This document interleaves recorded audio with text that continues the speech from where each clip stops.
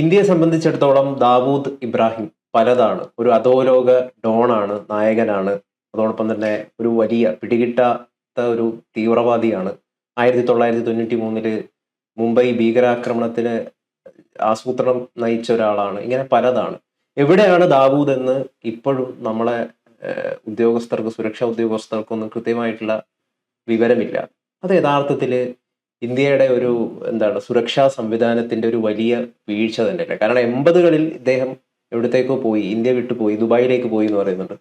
ഇതുവരെ ഇദ്ദേഹത്തെ പിടികൂടാനായിട്ട് പറ്റിയിട്ടില്ല. പക്ഷെ ഇപ്പോഴും ഡി കമ്പനി എന്ന് പറയുന്ന ക്രൈം സിൻഡിക്കേറ്റ് ഇന്ത്യയിലടക്കം ബിനാമികളിലൂടെ പ്രവർത്തിക്കുകയാണ്. യഥാർത്ഥത്തിൽ എവിടെയാണ് ദാവൂദ് ഇബ്രാഹിം ഉള്ളത്? അദ്ദേഹത്തെ പിടികൂടാനുള്ള എന്തെങ്കിലും സാധ്യതയുണ്ടോ? കൊല്ലപ്പെട്ടു എന്ന് പലരും പറയുന്നുണ്ട്. ലളിത് മോദിയാണ് കുറച്ച് ദിവസങ്ങൾക്ക് മുമ്പ് ഞെട്ടിപ്പിക്കുന്ന ഒരു വെളിപ്പെടുത്തൽ ദാവൂദിനെ കുറിച്ച് നടത്തിയത്. ഇത് മാത്രമല്ല, മറ്റൊരു കാര്യം കൂടിയുണ്ട്. ഈ ദുരന്തർ എന്ന് പറയുന്ന സിനിമയിൽ ദാവൂദ് ഇബ്രാഹിം ആണ് എന്ന് തോന്നിപ്പിക്കുന്ന ഒരു കഥാപാത്രമുണ്ട്. ഒരു കിളവനായിട്ട്, ബെഡ് റിഡൻ ആയിട്ടുള്ള ഒരാളായിട്ട്. അപ്പൊ ഇതില് കലിപ്പ് പൂണ്ട ദാവൂദ് ജീവനോടെ ഉണ്ട് എന്ന് അറിയിക്കാനായിട്ട് ഒരു ഭീകരാക്രമണ പദ്ധതി ആസൂത്രണം ചെയ്യുന്നുണ്ട് എന്നുള്ള രഹസ്യാന്വേഷണ റിപ്പോർട്ടും പുറത്തു വന്നിട്ടുണ്ട്. അപ്പോൾ എങ്ങനെയാണ് ഇതിനെയൊക്കെ കാണുന്നത്? ഒന്നാമത്തെ കാര്യം, ഒരു സെന്റൻസ് പറഞ്ഞിട്ട് നമുക്ക് ഈ ടോപ്പിക്കിലേക്ക് വരാം. ഒന്ന്, ഇതിൽ ലളിത് മോദി കൊടുത്തിട്ടുള്ള ഏതാണ്ട് 3.5 മണിക്കൂറുള്ള പോഡ്കാസ്റ്റ്, അതുപോലെ തന്നെ ANI ന്യൂസിന്റെ സ്മിത പ്രകാശായിട്ട് കൊടുത്തിട്ടുള്ള പോഡ്കാസ്റ്റ് ഉണ്ട്. ആ പോഡ്കാസ്റ്റിനകത്ത് അദ്ദേഹം സുനന്ദ പുഷ്കറിനെ കുറിച്ചും IPL അവരുടെ ടീമിന് സൈൻ ചെയ്തത് എങ്ങനെ എന്നുള്ളതും കൂടി പറയുന്നുണ്ട്. നമ്മൾ ഇതിന്റെ അടുത്ത പാർട്ട് അതിലേക്ക് കൂടി വരണം. കാരണം അത് മലയാളം മാധ്യമങ്ങളൊക്കെ തന്നെ ഒളിച്ചു വെക്കുകയാണ്. ഏതാണ്ട് ആ പോഡ്കാസ്റ്റ് വന്നിട്ട് 7-8 ദിവസമായിട്ടുണ്ടെന്നാണ് എൻ്റെ ഒരു ഓർമ്മ. പക്ഷെ എന്നിട്ട് പോലും മലയാളം മീഡിയാസ് എന്തുകൊണ്ട് റിപ്പോർട്ട് ചെയ്തില്ല എന്നുള്ളത് നമ്മളൊന്ന് ആലോചിക്കണം. അത് റിപ്പോർട്ട് ചെയ്യാതിരിക്കുമ്പോഴാണ് താങ്കൾ പറഞ്ഞ പോലെ ഇത് റിപ്പോർട്ട് ചെയ്യുന്നത്. ഏത് ഈ പറയുന്ന ദാവൂദ് ഇബ്രാഹിമിന്റെ കേസ് നാഷണൽ മീഡിയയും അതുപോലെ ഇന്റർനാഷണൽ മീഡിയയും ഒക്കെ തന്നെ റിപ്പോർട്ട് ചെയ്തത്. ദാവൂദ് ഇബ്രാഹിമിന്റെ ജനനം എന്ന് പറയുന്നത് 1955-ലാണ്. അപ്പൊ അദ്ദേഹം ഇപ്പൊ ജീവിച്ചിരിക്കുന്നുണ്ടെങ്കിൽ തന്നെ അദ്ദേഹത്തിന് 70-71 വയസ്സുണ്ടാവും എന്നുള്ളത് ചുരുക്കം. അദ്ദേഹം ജീവിച്ചിരിപ്പുണ്ടോ ഇല്ലയോ എന്നുള്ളത് നമുക്ക് അറിയില്ല. പക്ഷേ പ്രധാനപ്പെട്ട കാര്യം ഗൗതം, അത് നമുക്കറിയില്ല എന്നുള്ളത് മാത്രമേ ഉള്ളൂ. ഇന്ത്യ ഗവൺമെന്റിനോ ഇന്ത്യയുടെ റിസർച്ച് അനാലിസിസ് വിങ് ആയിട്ടുള്ള റോക്കോ ഒന്നും അറിയില്ല എന്ന് ഞാൻ വിചാരിക്കുന്നില്ല. കാരണം അത് കൃത്യമായിട്ട് ഇന്ത്യ അവരുടെ ഇവരെവിടെയാണ് എന്നുള്ളത് ട്രാക്ക് ചെയ്യുന്നുണ്ടായിരുന്നു. അദ്ദേഹം കുറേ നാൾ ഷാർജയിലായിരുന്നു. അതിനുശേഷം അദ്ദേഹം പാകിസ്ഥാനിൽ അഭയം തേടിയിട്ടുണ്ട് എന്നുള്ളതാണ് ഏറ്റവും ഒടുവിൽ വന്നിട്ടുള്ള റിപ്പോർട്ട്. അപ്പോൾ ആ റിപ്പോർട്ടുമായി ബന്ധപ്പെട്ട് നമുക്ക് ഏതാണ്ട് എൻ്റെ വിശ്വാസം എന്ന് പറയുന്നത് ഇന്ത്യയുടെ രഹസ്യാന്വേഷണ ഏജൻസികളൊന്നും അത്ര മോശക്കാരല്ല. പക്ഷേ മറ്റൊരു രാജ്യത്ത് കയറി അവരെ എന്തെങ്കിലും അപായപ്പെടുത്തുക എന്നുള്ളത് ഇന്ത്യ ഒരിക്കലും ക്ലെയിം ചെയ്യാറില്ല.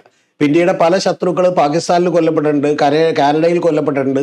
മോദി ഗവൺമെന്റ് വന്നതിന് ശേഷം അത്തരത്തിലുള്ള പല കാര്യങ്ങളും ഉണ്ടായിട്ടുണ്ട്. പക്ഷേ ഇന്ത്യ എവിടെയെങ്കിലും വന്നിട്ട് ഞങ്ങളാണ് അത് ചെയ്തത് എന്നൊന്നും പറയില്ല. പകരം ഇന്ത്യക്ക് അതിൻ്റെതായിട്ടുള്ള ഏജൻസിനെയൊക്കെ ഉപയോഗിച്ച് ചെയ്യുന്നൊരു കാര്യമാണ്. പിന്നെ താങ്കൾ പറഞ്ഞ ദുരന്തറിൽ കാണിക്കുന്നത് അത് തന്നെയാണ്. അതായത് ഒരു സൈന്യത്തിലേക്ക് ജോയിൻ ചെയ്യാൻ വേണ്ടിയിട്ട് വളരെ ട്രെയിൻഡ് ആയിട്ടുള്ള ഒരാൾ, അയാളൊരു കൊലപാതക കേസിൽ പെട്ടുപോകുമ്പോൾ അയാളെ ആർമി തന്നെ രക്ഷിച്ചെടുക്കുകയും ആർമി പാകിസ്ഥാനിലൊരു ഏജന്റായിട്ട് അയാളെ വിടുകയും അയാൾ അവിടുത്തെ ഒരു വലിയ സിൻഡിക്കേറ്റിൽ ഒരു ബലൂജിയായി ചെന്ന് അഭിനയിക്കുകയും പിന്നെ അവിടുത്തെ വലിയ സിൻഡിക്കേറ്റിൽ ഒരാളായി മാറുകയും ചെയ്യുന്നു എന്നുള്ളതാണ്. അപ്പോൾ ആ സിനിമയിൽ തന്നെ പലവട്ടം കാണിക്കുന്നുണ്ട്. അതായത് ബെഡ് റിഡനായി കിടക്കുന്ന ഒരു ദാവൂദ് ഇബ്രാഹിമിനെയാണ് അതിനകത്ത് കാണിക്കുന്നത്. ദാവൂദ് ഇബ്രാഹിമും ISI ഉന്നത ഉദ്യോഗസ്ഥരും കൂടിയിട്ട് ഇന്ത്യയെ തകർക്കാൻ വേണ്ടി പ്ലാൻ ചെയ്യുന്നതും, ആ പ്ലാൻ ചെയ്യുമ്പോൾ അദ്ദേഹത്തെ കൊല്ലാൻ വേണ്ടിയിട്ട് പലതരത്തിലുള്ള ഇന്ത്യൻ ഏജൻസ്, അവരൊരിക്കലും ഇന്ത്യയുടെ ഓൺ റോളിൽ വരുന്നവരോ അല്ലെങ്കിൽ കൃത്യമായിട്ട് നമ്മൾ പേര് പറഞ്ഞ് അവർക്ക് മറ്റേ വീരചക്രം കൊടുക്കുന്നവരോ ഒന്നുമല്ല. പക്ഷെ അവരവിടെ അവരുടെ ജീവിതം കളഞ്ഞ് അത്തരത്തിലുള്ള നിരവധി ഏജൻസ് വർക്ക് ചെയ്യുന്നതായിട്ടാണ് ആ ദുരന്തറിൽ കാണിക്കുന്നത്. ആ ദുരന്തർ അത്രമാത്രം സില്ലി ആയിട്ടുള്ളൊരു കാര്യമാണ്, അങ്ങനെയൊന്നും ഉണ്ടാവില്ല എന്നൊന്നും ഞാൻ ഒരിക്കലും വിചാരിക്കുന്നില്ല. കാരണം അതൊക്കെ സംഭവിക്കാനുള്ള സാധ്യതകളുണ്ട്. ഇന്ത്യ അത്തരത്തിലുള്ള നിരവധി ഓപ്പറേഷൻസ് ഇപ്പൊ നടത്തിക്കൊണ്ടിരിക്കുകയാണ്. അദ്ദേഹം ഒരു ബെഡ് റിഡനായി കിടക്കുന്നതായിട്ടാണ് സിനിമയിൽ കാണിക്കുന്നത്.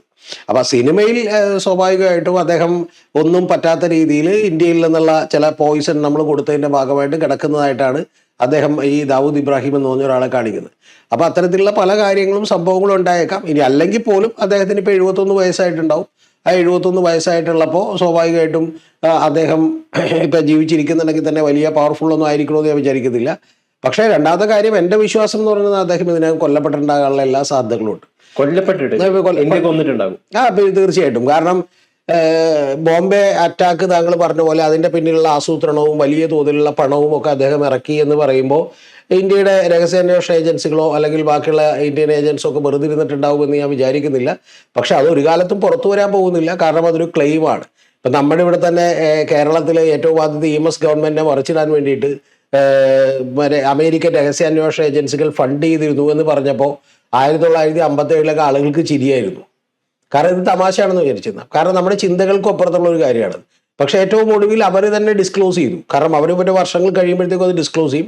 ഇന്ത്യയിലാവുമ്പോഴേക്കും അങ്ങനെ സംഭവിച്ചിട്ടുണ്ടെങ്കിലും അത് ഒരു കാലത്തും പുറത്തേക്ക് വരാൻ സാധ്യതയില്ലെന്ന് മാത്രമേ ഉള്ളൂ. ഇതിലിപ്പോ ഈ പാകിസ്ഥാനിലൊക്കെ അദ്ദേഹം താമസിച്ചിരിക്കുന്ന സമയത്ത് ലൊക്കേഷൻ അടക്കം പാകിസ്ഥാൻ ഗവൺമെന്റിന് ഇന്ത്യ കൈമാറിയിട്ടുണ്ട്. പക്ഷെ പിടികൂടാനോ ഇന്ത്യക്ക് കൈമാറാനോ സഹകരിച്ചിട്ടില്ല എന്നുള്ളതാണ്. പാകിസ്ഥാൻ ഗവൺമെന്റിന് ലൊക്കേഷൻ കൈമാറിയിട്ട് ഒന്നും സംഭവിക്കില്ലെന്ന് ഇന്ത്യക്ക് അറിഞ്ഞൂടെ? കാരണം പാകിസ്ഥാൻ ഗവൺമെന്റ് എന്ന് പറയുന്നത് ആരാണ്? മിലിറ്ററിയാണ്. ആ മിലിറ്ററി എന്ന് പറയുന്നത് നമ്മൾ നേരത്തെ ഒരു വീഡിയോ ചെയ്തിട്ടുണ്ട്, അത് ഓർക്കുന്നുണ്ടാവും. അവർക്ക് 100 കണക്കിന് ബിസിനസ്സുകളുള്ള വലിയൊരു ബിസിനസ് ടൈക്കൂണാണ് പാക് മിലിറ്ററി എന്ന് പറയുന്നത്. അവർ ഇൻഡിപെൻഡന്റ് ആണ്. അപ്പൊ അത്തരത്തിലുള്ള ഇപ്പൊ ഡൊണാൾഡ് ട്രംപിന്റെ മകനും മകളും ഒക്കെ അവിടെ ചെന്നേക്കണം. അവർക്ക് അത്തരത്തിലുള്ള ബിസിനസ് താല്പര്യങ്ങളുള്ളതുകൊണ്ടാണ്. അവിടെ അസീം മുനീറാണ് ഭരിക്കുന്നത്. അവിടെ ISI ആണ് ഭരിക്കുന്നത്. ആ ISI അഭയം കൊടുത്തതാണ് നമ്മുടെ ഇയാൾക്ക് എന്ന് പറയുന്നത്, ഈ പറയുന്ന ദാവൂദ് ഇബ്രാഹിമിന് എന്ന് പറയുന്നത്. പിന്നെ ദാവൂദ് ഇബ്രാഹിം ഒരുപക്ഷെ മരണപ്പെട്ടിട്ടുണ്ടെങ്കിൽ അദ്ദേഹത്തിന്റെ പേരിലുള്ള ഗ്രൂപ്പുകൾ ഇപ്പോഴും ആരെങ്കിലും മാനേജ് ചെയ്തിട്ടുണ്ടാവും. അതിന്റെ ഭാഗമായിട്ടാണ് ഞാൻ വിചാരിക്കുന്നത് ഗൗതം അറിയേണ്ടത്. ഇപ്പൊ ഹാജി സലീം ഗ്രൂപ്പ് പോലെയുള്ള നിരവധി ഗ്രൂപ്പുകൾ തലമുക്കിയിരിക്കുന്നതും കുറെ നാളുകളായിട്ട് നമ്മൾ ദാവൂദ് ഇബ്രാഹിമിനെ കുറിച്ചൊന്നും കേൾക്കാത്തതും. പിന്നെ ദാവൂദ് ഇബ്രാഹിം എന്നൊക്കെ കേൾക്കുമ്പോൾ നമ്മൾ ഭയങ്കര ഇതായിട്ടുള്ള ആളാണ് എന്നൊക്കെ വിചാരിച്ചുള്ളത്. ഇന്ത്യയിൽ നിന്ന് ഗൗതത്തിനൊന്നും ഓർമ്മയുണ്ടാവില്ല. ഞാനൊക്കെ എൻ്റെ ചെറുപ്പത്തിലെ വായിച്ചിട്ടുള്ള വാർത്തകളിൽ ഇന്ത്യയിൽ നിന്ന് നിരവധി സെലിബ്രിറ്റീസ് ഇങ്ങോട്ട് ടിക്കറ്റ് അയച്ചു കൊടുക്കുകയും അദ്ദേഹത്തിന്റെ ബർത്ത്ഡേ പാർട്ടികളിൽ പങ്കെടുക്കുകയും ചെയ്തിട്ടുണ്ട്. അതായത് ഇവിടെ നിന്ന് ടിക്കറ്റ് അയച്ചു കൊടുത്ത് എല്ലാ സൗകര്യങ്ങളും, എല്ലാ ലോകത്ത് കിട്ടാവുന്ന ഏറ്റവും വലിയ ലക്ഷറി സൗകര്യങ്ങളും കൊടുത്ത് അദ്ദേഹത്തിന്റെ ബർത്ത്ഡേ പാർട്ടികളിൽ പങ്കെടുത്തിട്ടുണ്ട്. പല നടിമാരും അദ്ദേഹമായിട്ട് വലിയ ബന്ധം ഉണ്ടായിട്ടുള്ള ആളുകൾ. ഡി കമ്പനി പല സിനിമകൾ നിർമ്മിച്ചിട്ടുണ്ട്. ഡി കമ്പനി ഇൻഡയറക്റ്റ് ആയി ഇന്ത്യയുടെ ഹോളിവുഡിലൊക്കെ തന്നെ വലിയ ഇൻഫ്ലുവൻസ് ചെലുത്തിയിട്ടുണ്ട്. അപ്പൊ അത്തരത്തിൽ ഇപ്പൊ ഡേറ്റ് കിട്ടാത്ത ആളുകൾ ഡേറ്റ് കൊടുത്തിട്ടുണ്ട്. ഇവർ കാരണം ഡേറ്റ് കൊടുത്തില്ലെങ്കിൽ പിറ്റേ ദിവസം തട്ടിക്കളയും എന്ന് പറയുന്ന രീതി ഉണ്ടായിട്ടുണ്ട്. ചോട്ടാ രാജനെ പോലെയുള്ള നിരവധി ആളുകൾ ഇവർക്ക് വേണ്ടിയിട്ട് ഏജന്റുകളായിട്ട് അവിടെ വർക്ക് ചെയ്തിട്ടുണ്ട്. അതൊക്കെ ഈ ദുരന്തത്തിൽ ഏതാണ്ട് അതിന്റെ ഒരു പകുതിയൊക്കെ വരെ കാണിക്കുന്നുണ്ട് എന്നുള്ളത് ഒരു വാസ്തവമാണ്. അപ്പൊ പക്ഷെ ഇപ്പോഴും എവിടെയാണ് ദാവൂദ്? അതിനൊരു കൃത്യമായിട്ടുള്ള ഉത്തരവില്ല. ആ കൃത്യമായിട്ടുള്ള ഉത്തരവൊന്നും ഒരു കാലത്തും വരില്ലെന്നേ. കാരണം തുറന്നു പറഞ്ഞിട്ടുണ്ടെങ്കിൽ ഇന്ത്യ ഗവൺമെന്റ് ഇപ്പൊ നിങ്ങൾ അറിയേണ്ടത്, ലോകത്തിലെ ഏതെങ്കിലും ഗവൺമെന്റ് മറ്റേതെങ്കിലും രാജ്യത്ത് ഒരു രഹസ്യ ഓപ്പറേഷൻ നടത്തിയിട്ടുണ്ടെങ്കിൽ അത് പുറത്തു പറയോ?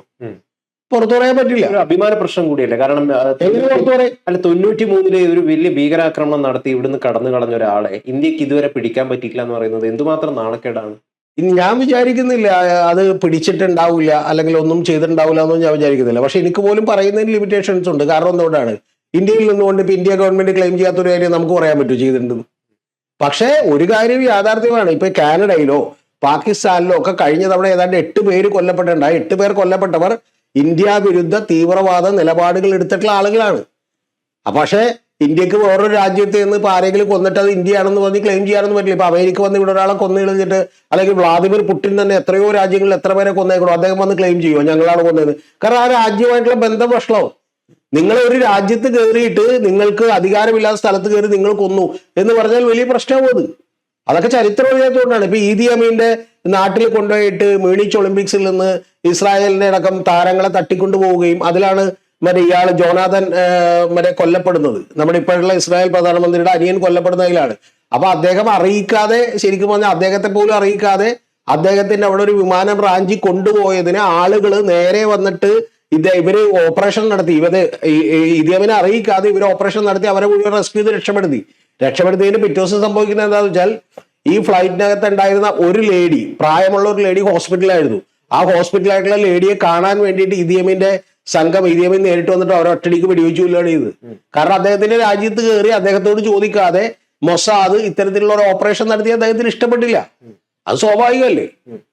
അപ്പൊ അതുകൊണ്ട് അത് ഒരു കാലത്തും ഒരു രാജ്യവും അത് ക്ലെയിം ചെയ്യാനൊന്നും പോകുന്നില്ലെന്നാണ് ഞാൻ പറഞ്ഞുകൊണ്ട്. അപ്പൊ താങ്കൾ പറയുന്നത് സാമാന്യ ബോധത്തോടു കൂടി ആലോചിച്ചാൽ മതി. താങ്കൾ പറഞ്ഞത് ക്ലെയിം ചെയ്തിട്ടില്ലെങ്കിലും കൊന്നു കളഞ്ഞിട്ടുണ്ട്. അല്ല, അതൊന്നും പറയാൻ ഞാൻ ആളല്ല. പക്ഷെ കൊല്ലപ്പെട്ടിട്ടുണ്ടാകും എന്നാണ് എന്റെ വിശ്വാസം. കാരണം അല്ലെങ്കിൽ ദാവൂദ് ഇതിനകം തന്നെ, അല്ലെങ്കിൽ അദ്ദേഹം വലിയ സിവിയർ ആയിട്ട് ഇപ്പൊ ഈ സിനിമ, എനിക്ക് ഒരു കാര്യം കൂടി ഞാൻ ഞാൻ വിചാരിക്കുന്നത്, ദുരന്തരം ഞാൻ കണ്ടാണ്, സെക്കൻഡ് 2 കണ്ടതാണ്. ഞാൻ വിചാരിക്കുന്നില്ല സിനിമകളിലൊക്കെ വരണമെന്നും യാഥാർത്ഥ്യമില്ല എന്നൊന്നും ഞാൻ വിചാരിക്കുന്നില്ല. സിനിമകളിൽ വരുന്നതിൽ പകുതിയൊക്കെ യാഥാർത്ഥ്യമുണ്ട്. സത്യത്തിൽ ഇമാജിനേഷന്റെ പുറത്തല്ല ആളുകൾ കഥ എഴുതുന്നത്. പലപ്പോഴും ഉള്ളിൽ നിന്നുള്ള പല ഇൻഫർമേഷൻസും ഒക്കെ കിട്ടിയിട്ടാണ്. ഇപ്പൊ ആനവാൽ മോതിരം എന്ന് പറഞ്ഞ കഥ എഴുതിയിരുന്നു. അതിലാണ് ഒരു ഇന്നർ വെയർ അടിച്ചു മാറ്റുകയും വെട്ടി ചെറുതാക്കുകയും ചെയ്തത്. യഥാർത്ഥത്തിൽ അതിനു മുമ്പ് അതേപോലത്തെ ഒരു കേസ് കിടന്നതിലാണ് ആന്റണി രാജു ശിക്ഷിക്കപ്പെട്ടത്. അപ്പൊ ഇത് സിനിമാക്കാരായിട്ടുള്ള ആളുകൾക്ക് കുറച്ചുകൂടി അവർക്ക് പേഴ്സണൽ ബന്ധങ്ങളൊക്കെ ഉള്ളതുകൊണ്ട് പലപ്പോഴും ഇത്തരത്തിലുള്ള ഇൻഫർമേഷൻസ് കിട്ടും. മുഴുവനായും ഒരു സിനിമ ശരിയാവണമെന്ന് നിർബന്ധമില്ല. പക്ഷെ സിനിമയിൽ നല്ല പല കാര്യങ്ങൾ സംഭവിച്ചിട്ടുണ്ടാവും. ഇപ്പൊ സ്റ്റോപ്പ് വയലൻസ് എന്ന് പറഞ്ഞൊരു സിനിമ വന്നു. അതിനുശേഷമാണ് മട്ടാഞ്ചേരിയിൽ DYSP ആയിരുന്ന ഷാജി ഒരാളെ കൊന്നു എന്ന് പറഞ്ഞ് അറസ്റ്റ് ചെയ്യുന്നത്. ഇതേപോലെ തന്നെ നിരവധി ഗുണ്ടാ സംഘങ്ങൾ അദ്ദേഹം കീപ്പ് ചെയ്തിരുന്നു. അപ്പൊ അതുകൊണ്ട് സിനിമ പലപ്പോഴും ആളുകളുടെ ചിന്താഗതി സിനിമ ഭയങ്കര എക്സാജറേറ്റഡ് ആണെന്നാണ്. അല്ല, സിനിമയിൽ പലപ്പോഴും കാണിക്കുന്നതിലൂടെ നമ്മൾ ചില സൂചനകളുണ്ട്, പഠിക്കാനുള്ളതുണ്ട്. പാനവാൽ മോതിരം വന്നപ്പോ ഇന്ത്യയിൽ അങ്ങനെ സംഭവിച്ചിട്ടുണ്ടാവും, ഒരു വിദേശിയെ രക്ഷപ്പെടുത്തിയിട്ടുണ്ടാവും എന്ന് ആരെങ്കിലും വിചാരിച്ചു? ഇല്ല. അപ്പൊ സ്വാഭാവികമായിട്ട് ഇതിന്റെ ഭാഗമായി ഞാൻ വിചാരിക്കുന്നത് അത്തരത്തിലുള്ള പല അറ്റംപ്റ്റുകളും പല കാര്യങ്ങളും നടന്നിട്ടുണ്ടാകാം എന്നുള്ളതാണ്. നടന്നിട്ടുണ്ടെന്ന് ഉറപ്പിച്ചു പറയാൻ നമ്മളാളല്ല, നടന്നിട്ടുണ്ടാകാനുള്ള സാധ്യതകളുണ്ട്.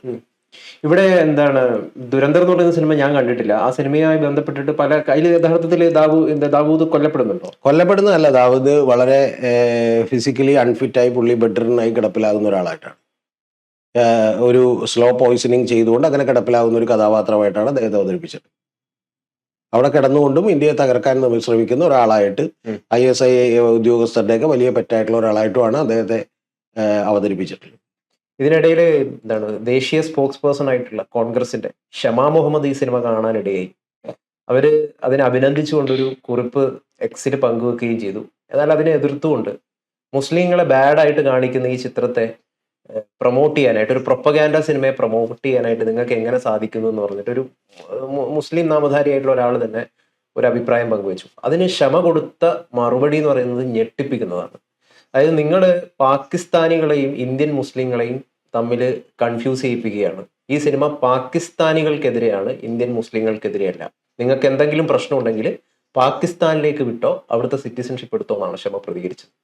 അല്ല, അതില് ക്ഷമ പറഞ്ഞതിലൊരു ശരിയുണ്ട്. കാരണം എന്താ വെച്ചാൽ അത് അവിടുത്തെ തീവ്ര നിലപാടുകാർക്കെതിരെയാണ്, അല്ലാതെ അവിടുത്തെ സാധാരണ ജനങ്ങൾക്കെതിരെയല്ല. അവിടെ ISIയും അതുപോലെ പാകിസ്ഥാന്റെയും ഇന്ത്യയെ തകർക്കാൻ ശ്രമിക്കുന്ന ഗൂഢാലോചനകൾക്കെതിരെയാണ്.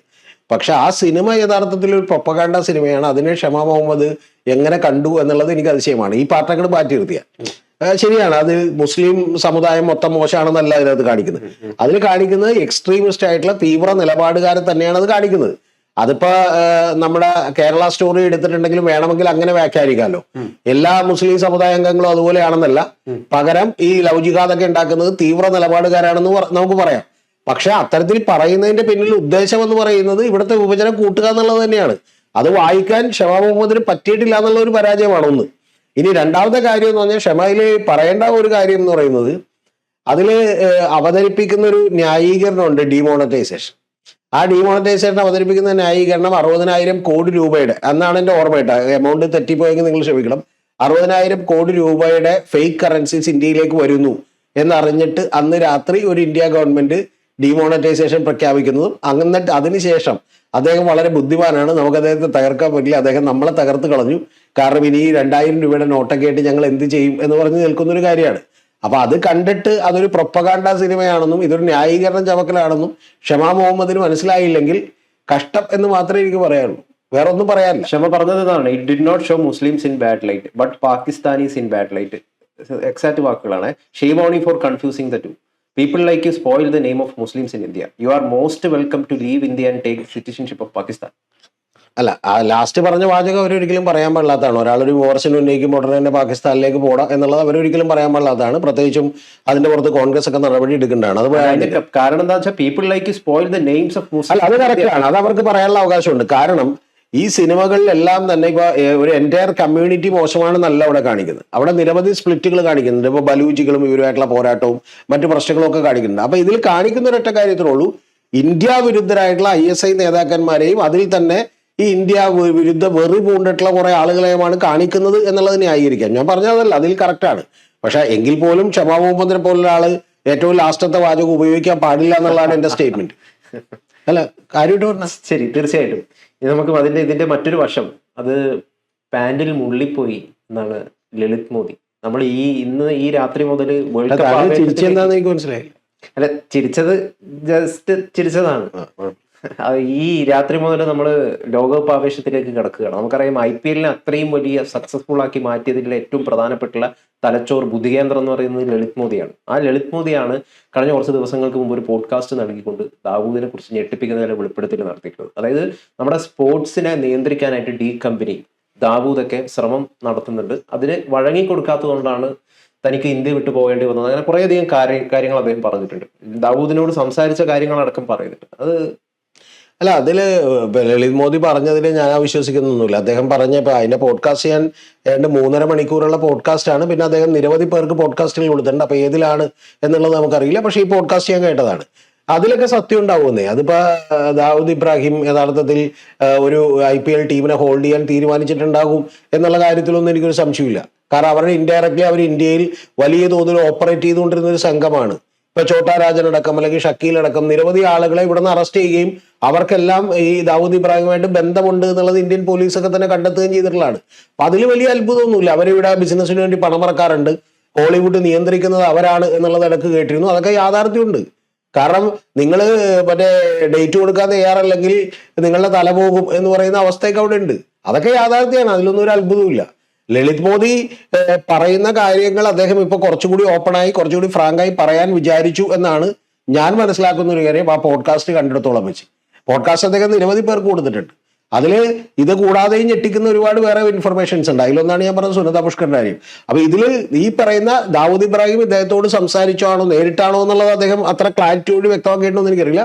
നേരിട്ടാണെങ്കിൽ സംഭവിച്ചിട്ടുണ്ട്. അതില് ഒരു ഫ്ളാറ്റിലേക്ക് ഇടനിലക്കാരൻ വഴി വിളിച്ചു വരുത്തുകയും ഫ്ളാറ്റിന്റെ ടെറസിൽ സാറ്റലൈറ്റ് ഫോണിൽ സ്പീക്കറിൽ ദാവൂദിനെ ഇതൊക്കെ നമ്മളിപ്പോ അല്ല അതില് സംഭവിക്കാൻ സാധ്യതയുള്ള ഒരു കാര്യമാണ്. കാരണം അവര് 2012 അത് സംഭവിച്ചിട്ടുണ്ടാവാനുള്ള എല്ലാ സാധ്യതയുണ്ട്. കാരണം അത്തരത്തിലുള്ള IPL ടീമിനെ ഹോൾഡ് ചെയ്യാൻ വേണ്ടി ഇദ്ദേഹം റെഡി ആയിരുന്നു, അല്ലെങ്കിൽ ഇദ്ദേഹത്തിന് താല്പര്യമുണ്ടായിരുന്നു എന്നുള്ളതൊന്നും നമുക്കിപ്പോ അവഗണിക്കാൻ പറ്റുന്ന ഒരു കാര്യമല്ല. പ്ലസ് പക്ഷെ ഒറ്റ കാര്യം, ഈ ലളിത് മോദി പറയുന്ന രണ്ടാമത്തെ പോയിന്റ് എനിക്ക് അംഗീകരിക്കാൻ പറ്റില്ല. അതുകൊണ്ട് മാത്രം അദ്ദേഹത്തിന് ഇന്ത്യ വിട്ടു പോകേണ്ടി വന്നു, അത് ദാവൂദിന്റെ വലിയ ഇൻഫ്ലുവൻസ് കൊണ്ടാണ് എന്നുള്ളതൊന്നും ഞാൻ വിചാരിക്കുന്നില്ല. അദ്ദേഹം ലളിത് മോദി വലിയ സമ്പന്നനായി ജീവിച്ച ഒരാളാണ്. ആ സമ്പത്ത് എങ്ങനെ വന്നു എന്നുള്ളതൊക്കെ വലിയ ചോദ്യമാണ്. അദ്ദേഹത്തിന്റെ കയ്യിൽ ഏറ്റവും അവസാനം ഉണ്ടായിരുന്നത് വെറും 27 കാറുകളാണ്. അപ്പൊ അതുകൊണ്ട് അതൊക്കെ അദ്ദേഹത്തിന് മറ്റു പല കാര്യങ്ങളൊക്കെ തന്നെ ഉണ്ടായിരുന്നു. അതിനകത്ത് അദ്ദേഹത്തിന്റെ ഭാഗത്ത് മിസ്റ്റേക്ക് ഒക്കെ പറ്റിയിട്ടുണ്ട് എന്ന് തന്നെയാണ് വിചാരിക്കുന്നത്. അല്ലാതെ നാളെ മറ്റേ ഇന്ത്യ ഗവൺമെന്റും അതുപോലെ തന്നെ മൊത്തത്തിൽ ഇന്ത്യയെയും കൺട്രോൾ ചെയ്യുന്നത് ദാവൂദ് ഇബ്രാഹിം ആണെന്നല്ലേ പുള്ളി പറഞ്ഞതിന്റെ അർത്ഥം. അത് എതിർത്തതുകൊണ്ട് മാത്രം പുള്ളിക്ക് നേരെ പോകേണ്ടി വന്നു എന്നൊക്കെ പറഞ്ഞു. അതൊന്നും ശരിയാണെന്ന് ഞാൻ വിചാരിക്കുന്നില്ല. എന്തായാലും ദാവൂദ് ഇപ്പോഴും ജീവിച്ചിരിക്കുന്നുണ്ടെങ്കിൽ പാകിസ്ഥാൻ യഥാർത്ഥത്തിൽ ഇന്ത്യയിലെ പല ഇൻഫോർമേഷനും ലഭിക്കാനായിട്ട് ദാവൂദ് സഹായം ചെയ്യുന്നുണ്ടാവില്ല. തീർച്ചയായിട്ടും ദാവൂദ് ഡി കമ്പനിയുടെ നിരവധിയായിട്ടുള്ള ബിനാമികൾ നമ്മുടെ ചുറ്റുവട്ടത്ത് പോലും ഉണ്ട്. നമ്മൾക്ക് പോലും പക്ഷെ അറിയില്ല. പക്ഷെ നമ്മുടെ ചുറ്റുവട്ടത്ത് പോലും ഡി കമ്പനിയുടെ ബിനാമികൾ. അത് ബോംബെയിലൊക്കെ അത് നേരത്തെ ഉണ്ടായിരുന്നു എന്നുള്ളതാണ്. ഇപ്പൊ പുതിയ ഗവൺമെന്റുകൾ വന്നതിന് ശേഷം അതിന് വലിയ വ്യത്യാസം ഉണ്ടായിട്ടുണ്ട്. കാരണം അദ്ദേഹത്തിന് അറിയപ്പെടുന്ന ലെഫ്റ്റും റൈറ്റ് ഹാൻഡുകളെയൊക്കെ പിടിച്ച് ഗവൺമെന്റ് അകത്തിട്ടുണ്ട്. പക്ഷെ എങ്കിലും അതിന്റെ താഴെ ഇനി ആരെങ്കിലും ഉണ്ടാവില്ല എന്ന് 100% ഇന്ത്യ പോലൊരു 140 കോടി ജനങ്ങളുടെ അടുത്ത് നമുക്ക് ഉറപ്പിച്ചൊന്നും പറയാൻ പറ്റില്ല. പക്ഷെ ഒരു കാര്യം ഉറപ്പാണ്, ഗൗതം നേരത്തെ പറഞ്ഞ പോലെയുള്ള ആ അറ്റാക്കിന് ശേഷം, മുംബൈ അറ്റാക്കിന് ശേഷം പിന്നെ അത്തരത്തിലുള്ള അറ്റാക്ക് പ്ലാൻ ചെയ്യാനോ നടപ്പിലാക്കാനോ ഒന്നും ദാവൂദ് ഇബ്രാഹിമിനോ ISIക്കോ ഒന്നും കഴിഞ്ഞിട്ടില്ല ഇന്ത്യയിൽ. ഇപ്പൊ പഹൽഗാം അറ്റാക്കോ അതുപോലെയുള്ള കാര്യങ്ങളൊക്കെ നടപ്പിലാക്കാൻ കഴിഞ്ഞു. അല്ലാതെ ദാവൂദ് ഇബ്രാഹിം വഴി അത്തരത്തിലുള്ള ഒരു കാര്യം അറ്റാക്ക് ചെയ്യാൻ വേണ്ടി അവർക്ക് ശ്രമിച്ചിട്ടില്ല. ഇപ്പൊ ഹാജി സലീം ഗ്രൂപ്പ് എന്ന് പറഞ്ഞാൽ മറ്റു പല ഗ്രൂപ്പുകളെയുമാണ് ഇപ്പൊ അവർ ഉപയോഗിച്ചുകൊണ്ടിരിക്കുന്നത് എന്നാണ് മനസ്സിലാക്കുന്നത്. അതിന്റെ അർത്ഥം ഞാൻ വിചാരിക്കുന്നില്ല പഴയ ബലം ദാവൂദ് ഇബ്രാഹിമിന് ഇപ്പൊ ഇന്ത്യയിലുണ്ട്.